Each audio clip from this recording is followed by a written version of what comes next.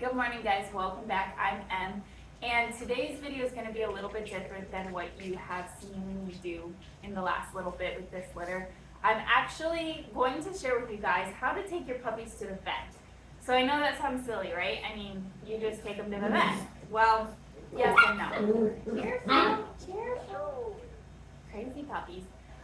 So when your dog gets sick, where do you take them? When you get to the vet, you walk them in and they're there. Their sickness is there. So taking dogs to the vet, I'm extremely careful because just like with a hospital, there's tons of germs. I don't know if you can see, but they pulled the blanket out and they think it's a lot of fun.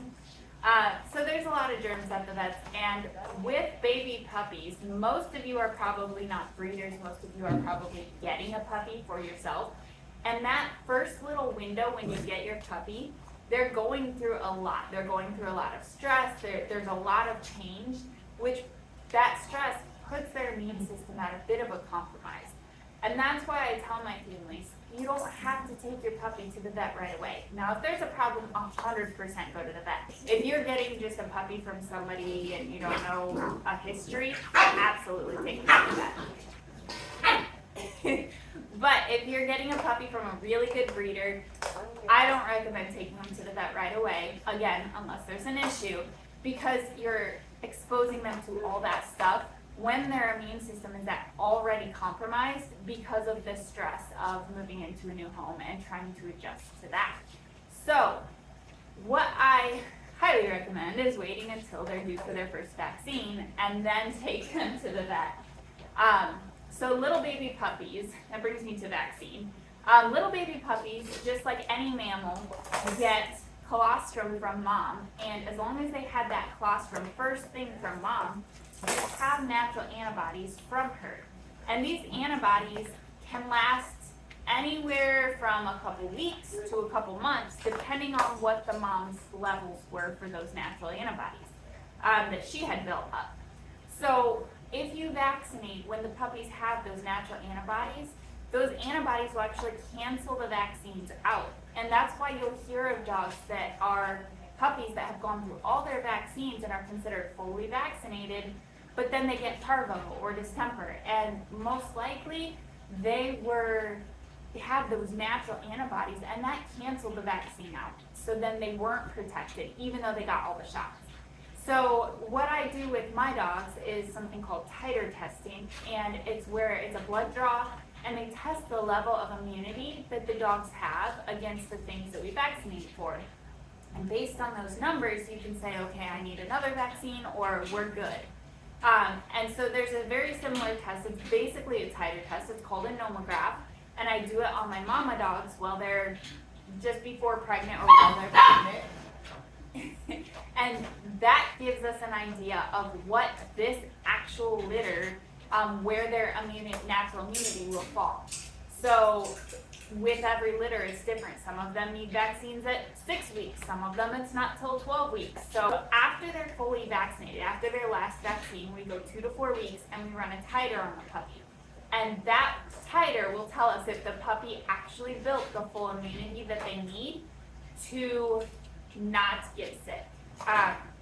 And so what I tell all my puppy families is do not go out in public where other dogs are. Avoid dog traffic areas, avoid other dogs until you get that titer back and it tells you your puppy is safe. There's other ways to socialize your puppy without putting them at risk. And so that's my recommendation for my puppy families. And typically by between 4 and 5 months, they're fully vaccinated and they can take them out and about and do normal things. But when we visit the vet, because these puppies, they're not fully vaccinated, we don't want them walking all over the floor because think about it. Somebody comes in with a sick dog, yep, they put them in a waiting room, and while they're in that room, the dog coughs on the floor. Well, guess what? That vet just walked through the cough, and now they're walking through the lobby where your puppy will go and probably sniff the floor because there's a lot of smells. And now your puppy's picking that up. So what I recommend is carry your puppy. Always carry your puppy in dog traffic areas.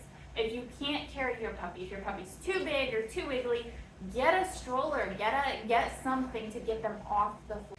As you can see in how I take the litter to the vet, is I use a stroller, and this helps me keep them protected. There's a wall between them and any other dog that might try to sniff them, although I try to keep my distance. But they're also off that floor. They're not coming into contact with anybody's shoes. They're protected as much as I can. The other thing that I recommend is take a blanket with two very obvious different sides. And you're gonna lay this blanket over the exam table, and then you're gonna put your puppy on your blanket. That way, if the vet wasn't very good about cleaning that exam table, you're fine because your puppy is on that blanket and they're safe. Now, when you go to fold this blanket up, always fold it with the part that touched anything in, so you're not folding it the other way and then putting it against your puppy, or your puppy chew on it on the way home. Like, fold it so that the germ side is in, and then immediately when you get home, wash it. So this is just a few things. The other thing that I do with my puppies, and I recommend with all my families, is when you're making your vet appointment, I try to do it as far in advance as possible.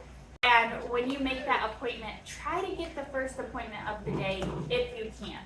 The reason I say this is if that vet goes 5 hours with all these appointments, this puppy's trying to eat my shirt. You're trouble.